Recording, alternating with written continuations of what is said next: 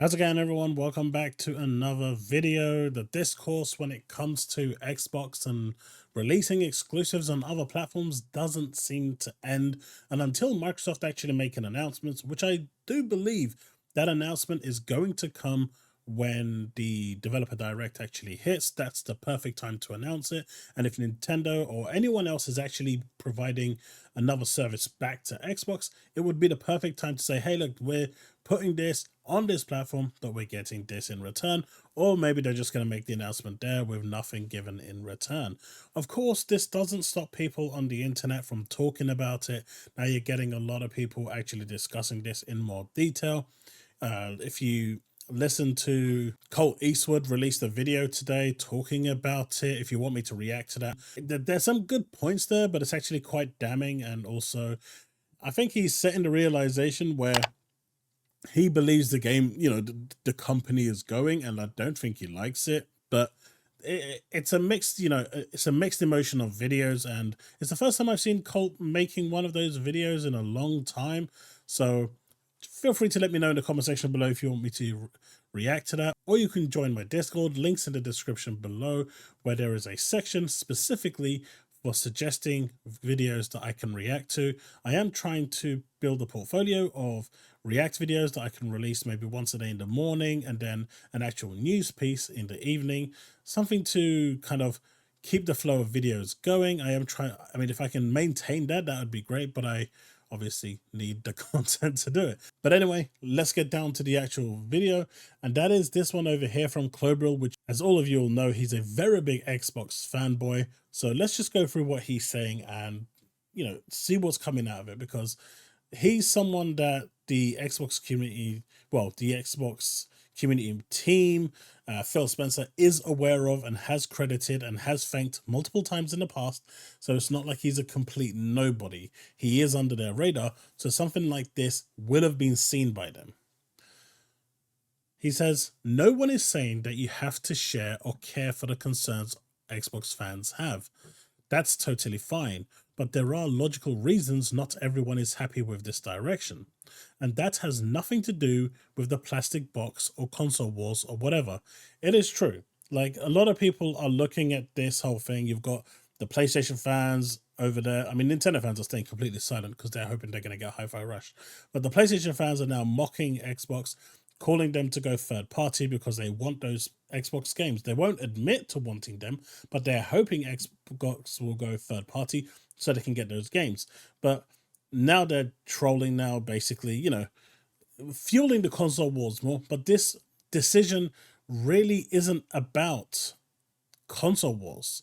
Like, I was talking to someone earlier today and I was telling them, how would you feel if it was an Activision game that went over to another platform? And they said, well, they get everything anyway. They're getting Call of Duty, Diablo, Overwatch.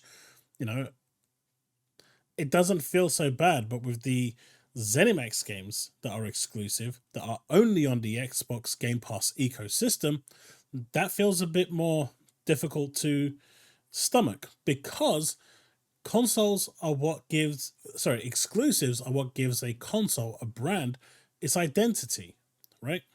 So that's the key here. It's nothing to do with the plastic box or the console wars. It's more the brand identity.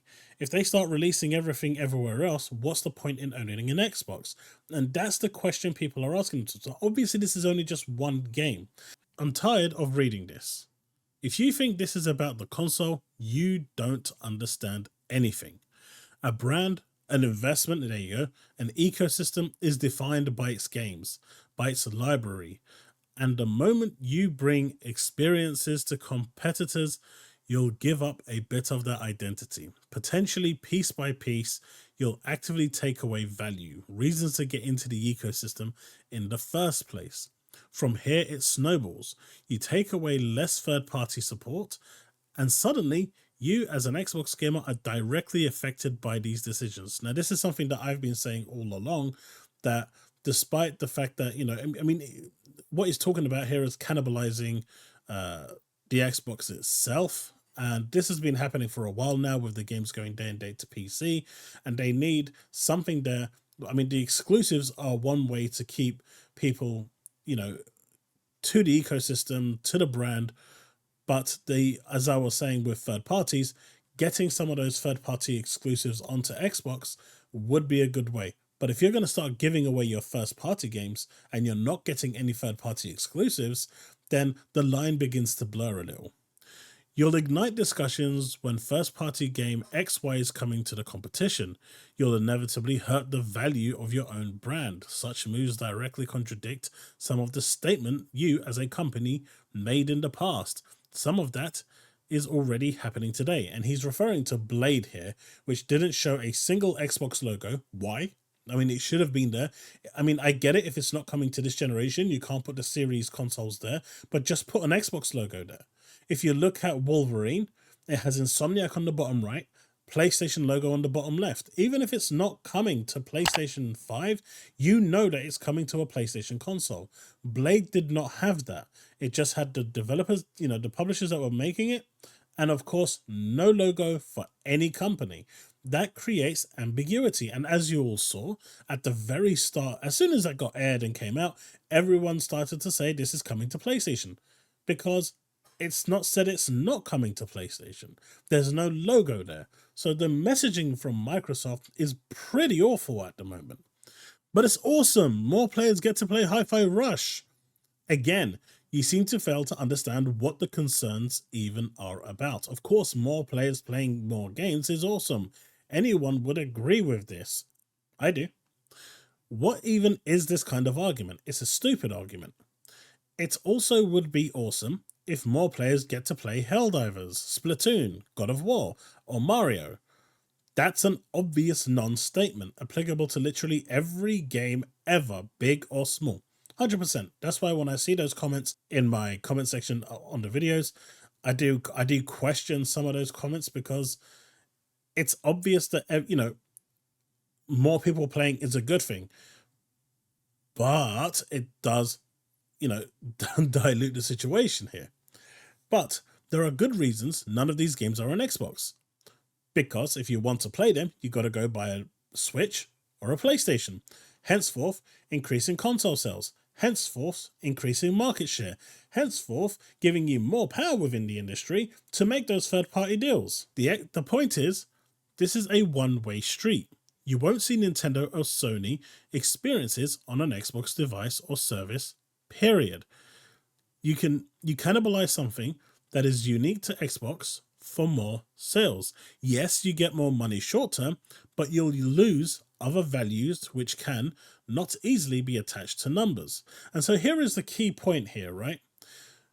At the moment, it's clear that Microsoft is moving away from physical games. They want everything digital. And they're kind of pushing a lot to the cloud as well. And they want to push sales software sales as much as possible.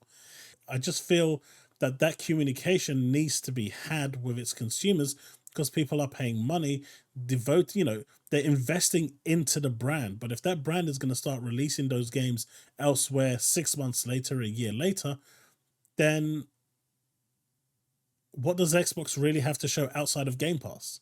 And Game Pass on its own is a valuable, asset. But if you can get all of those games on Xbox to actually work on the cloud, what's the point in owning the box? That's what he's saying here. There are too many cooks in the kitchen at Xbox, and Xbox wants to cook everywhere these days. I feel like the organization itself doesn't really know what it wants to be, whether it wants to actually have a really strong foothold in the console market, or maybe it kind of wants to be like a hybrid where it kind of delivers on both fronts, gives everything to Xbox first for 6 months to a year, and then everyone gets it after. I mean, the problem is we just don't know. So, of course, they fail to communicate that properly to its audience. I'm a hardcore Xbox user, and there are days where I don't understand their strategy, their decisions anymore. If I don't understand, how can they expect 2 billion of gamers to understand them? Xbox already is both first and third party publisher today, and I think people will need to get used to the latter becoming even more prominent at Xbox.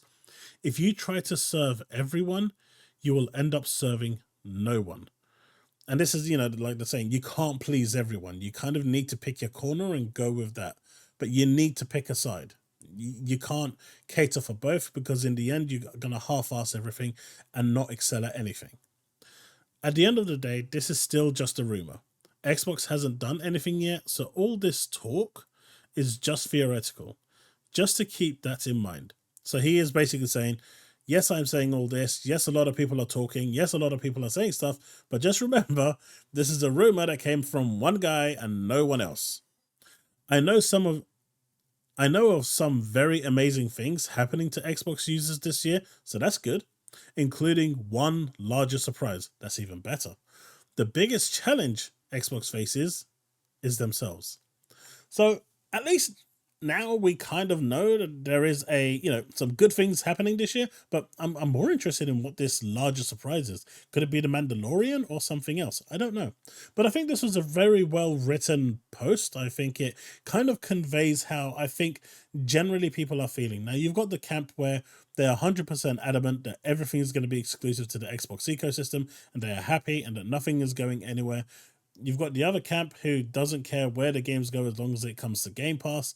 I think what people just want to know is what is the strategy and whether they need to stay on the Xbox ecosystem, the Xbox console to play the games. I mean, to me, it kind of makes sense if you want to play them day one to be on Xbox and PC.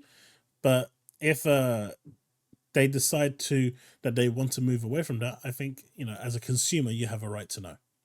But hopefully by the developer direct, we'll have that information. Let me know in the comment section below what you think. Let's have these discussions. And if you do have any content you want me to react to, feel free to join my Discord. Again, link in the description below. And yeah, go to the YouTube section for that actual post and post it in there. And I'll I'll do a reaction video and I'll try to post those first thing in the morning. Right. Have a good one, folks. Remain legend.